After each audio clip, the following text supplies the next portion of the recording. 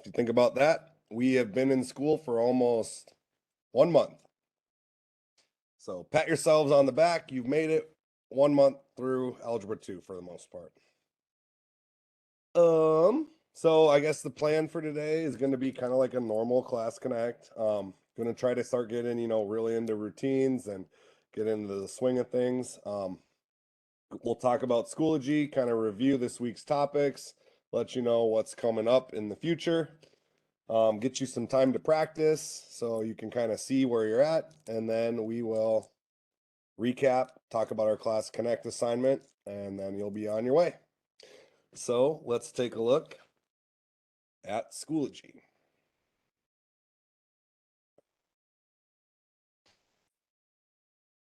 Algebra 2. So if I look here, today's week 4. Couple assignments, a test, and then a few IXL things. Now, unit 2 is a little bit goofy. So we've got, last week we started the unit and had a quiz. This week we did some lessons and we took the test. But next week we're still going to be kind of talking about the same thing. But instead of having a really, really long test, we just called it a quiz. And so you'll just be working on like a few topics after this. So it's still going to be unit 2. That's why I didn't ask for you to turn in your notes, because we're still going to be working on unit 2. But this test is about the first 6 lessons, and then the last quiz will just be about the last couple lessons, 7, 8, and 9. Anyways, let's go ahead and jump into it. There's 2 kind of real big ideas we talked about this week, and those were slope intercept form and point slope form. So hopefully you are familiar. Hopefully you've had a chance to kind of look through some of these videos. And so this will be more of like a review rather than the first time you've ever seen it. So point slope or slope intercept form works like this, where we take y equals mx plus b. Now, the benefits of this is that almost all the calculators you'll use are set up into this y equals format. So we'll talk about other ways to write equations, but if you want to use calculators, if you want to graph stuff, sometimes putting it like this and using our tools can help us. M stands for the slope, okay? So this is the slope of the line. We spent a lot of kind of time on slope. It's a big concept in math, and really, we need to understand when it's positive, when it's negative. Slope stands for rise over run. Our x is another one of our variables. Okay, in this case, our x isn't going to change. And then b stands for the y-intercept. So if you think back to the name, slope is m, intercept gives you the y-intercept. That's why we call it slope-intercept form. The other form that we talked a lot about was point slope form.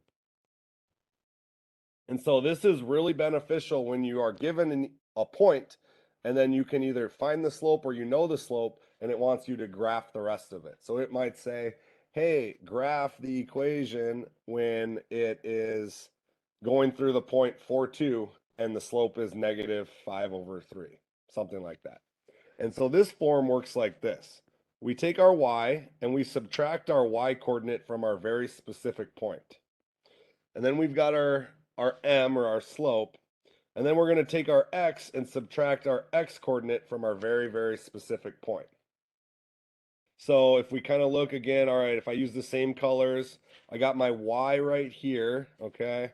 I didn't have a y1 on the last one, but I still have a slope. And then I have my x right here. Now the y and the x don't change. What are going to change is your y coordinate and your x coordinate, depending on what point you wanted to go to. So again, depending on the problem, depending on what you are working on, determines which one you want to use. The other thing that you want to think about is parallel versus perpendicular. So either unmute or type in the chat what's something that we know about one, both, what do we know about these two ideas? Parallel and perpendicular.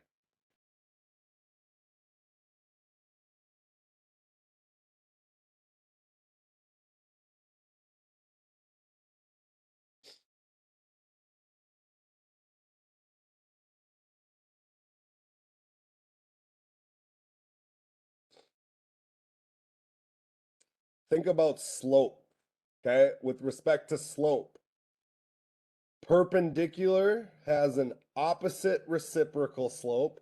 Parallel have the same slope, will never touch. Awesome.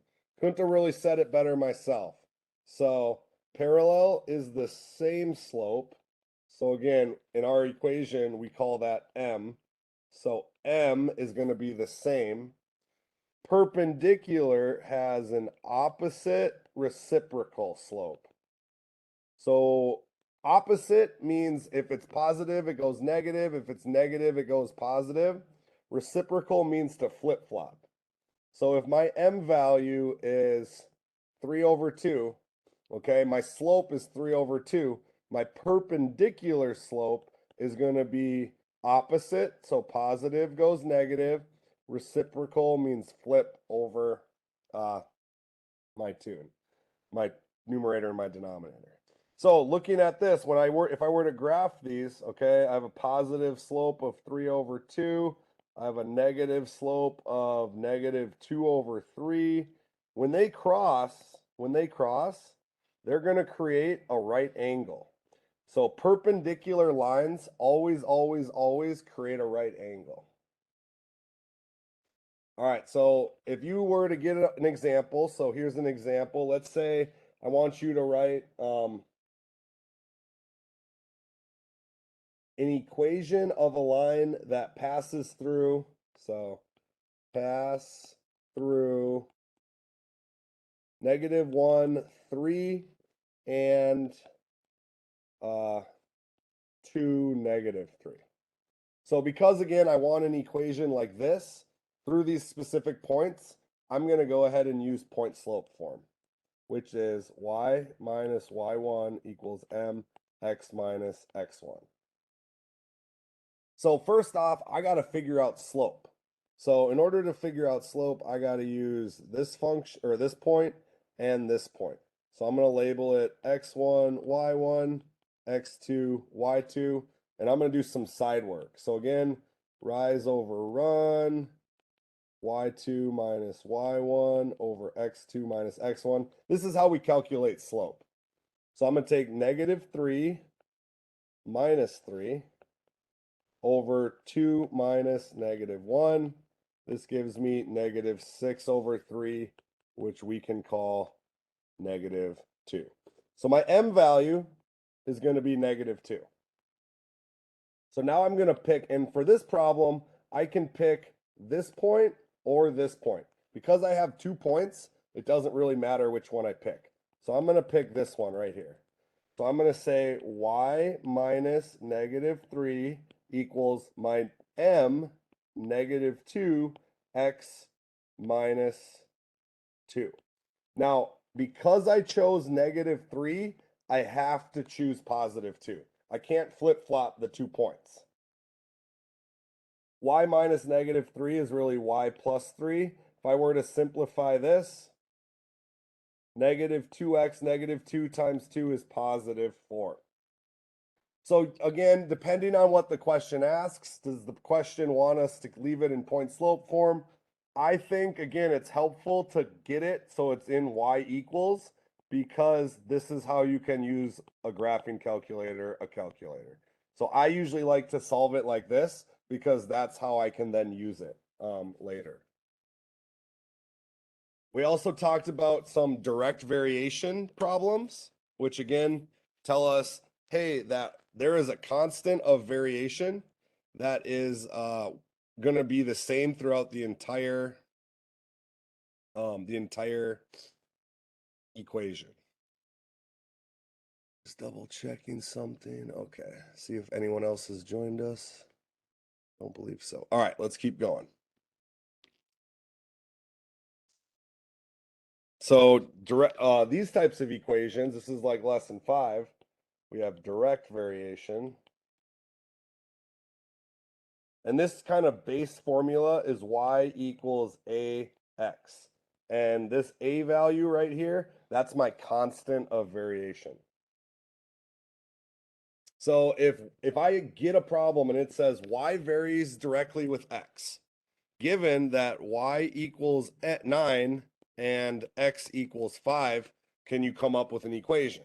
Okay, if I know that they're going to be varying directly, I can take y and divide it by x. So whatever I get is going to give me my constant of variation. So I would say, all right, my equation is going to be y equals 9/5 x. And then it tells me, hey, I want you to find the value of y. So find y when x equals 15. Well, okay, all I have to do is take my formula and plug in 9 over 5 multiplied by 15 over 1.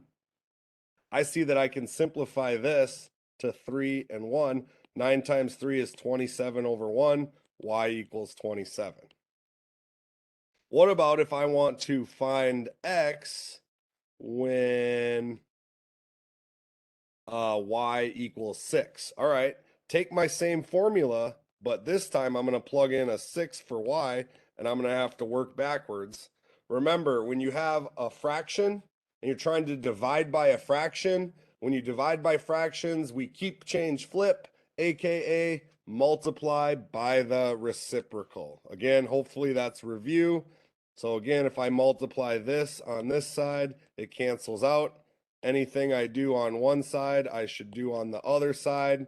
And I see once again that I can simplify this to 2 and this to 3. So 5 times 2 is 10, 3 times 1 is 3. So x equals 10 and 10 over 3, or 3 and 1/3. Last thing we talked about was scatter plots. And basically, a scatter plot kind of works like this, where you've just got a lot of data. We're just plotting data, okay? So if I have something that tends to trend as x increase, y increases as well, something like this, as x gets bigger, y is getting bigger, we would call this positive, okay? We'd call this positive. If as, let's just do positive. If we have as x is getting bigger, it tends to trend that y is getting smaller, okay? We would say that that's a negative correlation. And if it's just random, there's just stuff everywhere, we have no clue what to expect, we would call this no correlation. And I've got a different example for you. So let's get that pulled up, and then I'll give you some practice time. Looks like it is right here. All right, sweet. So again, here's an example. If I'm just looking and it says, what kind of correlation does this have? We can see that temperature is on my x-axis, sales are on my y-axis. It seems that as the temperature goes up, sale price is also going up. So I don't know what kind of products could this be. It could be ice cream. As it gets hotter, more people buy ice cream. It could be sunscreen. It could be umbrellas. It doesn't say, but those are, a possible solution or a possible scenario where you may be tracking some of this data to determine, hey, when it gets hot out, I got to hire more people for that day because I have more sales. Okay.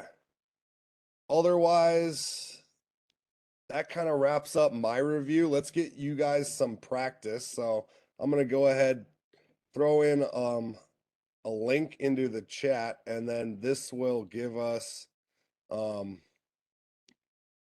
then you'll be able to practice slope intercept and point slope form. So that's what we're going to be practicing. There you go.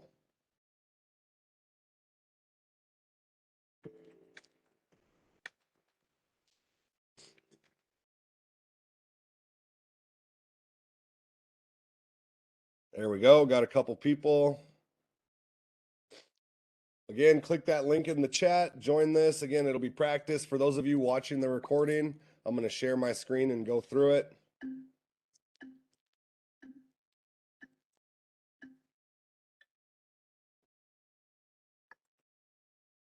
All right, we've got 3 people. Let's get a few more. Again, click that link.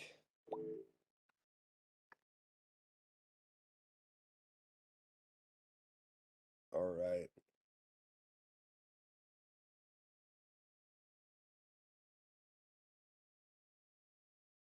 All right. So again, if you're watching the recording, pause the problem, try this out.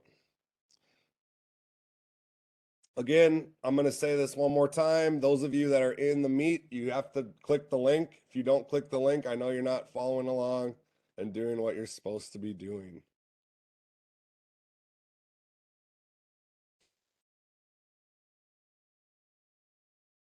Oops.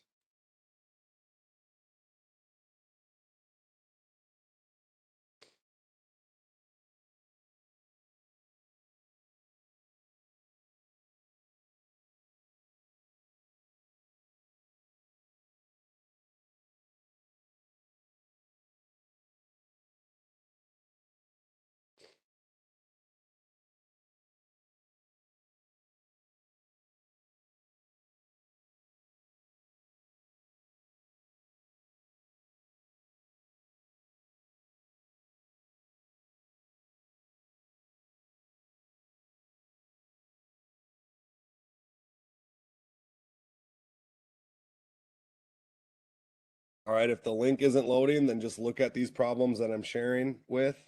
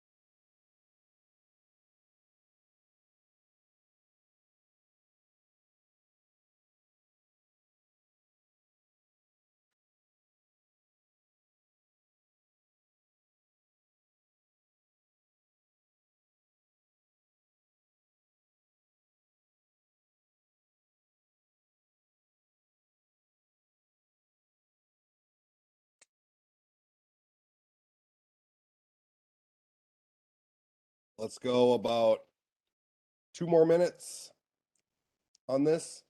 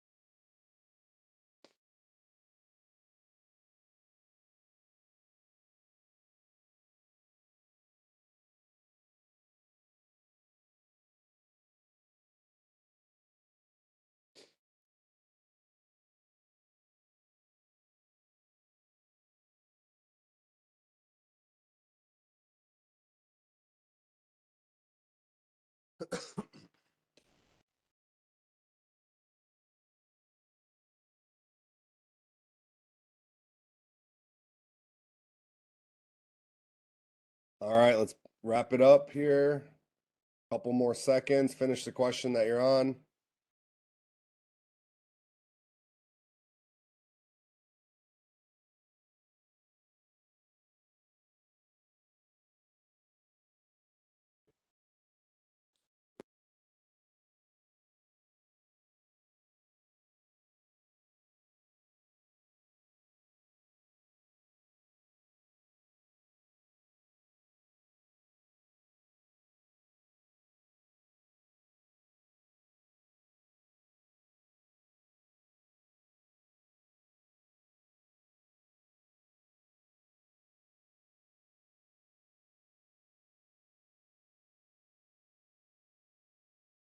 All right, here we go.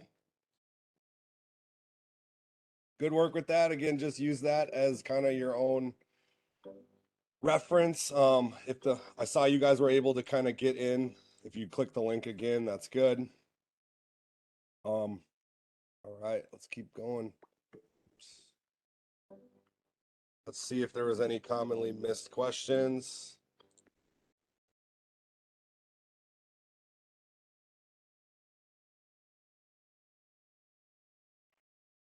It's kind of hard. I know there was a lot of questions, so there weren't as many that everybody answered. Let's look at one here. Write the equation for the line. I got to share my screen.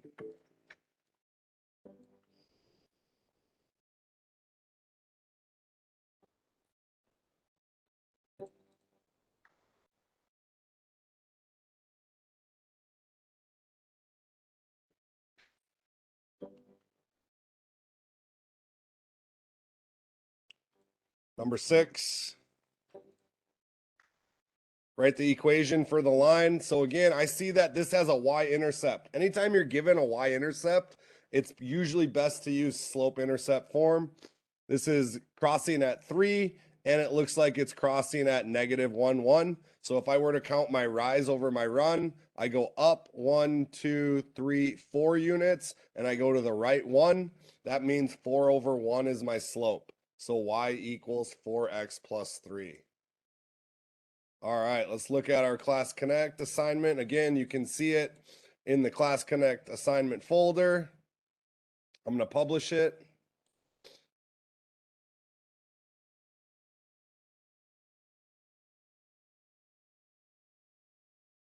Match the word to the correct description or concept. So slope intercept form is y equals mx plus b. Point slope form, y minus y1 equals m, x minus x1.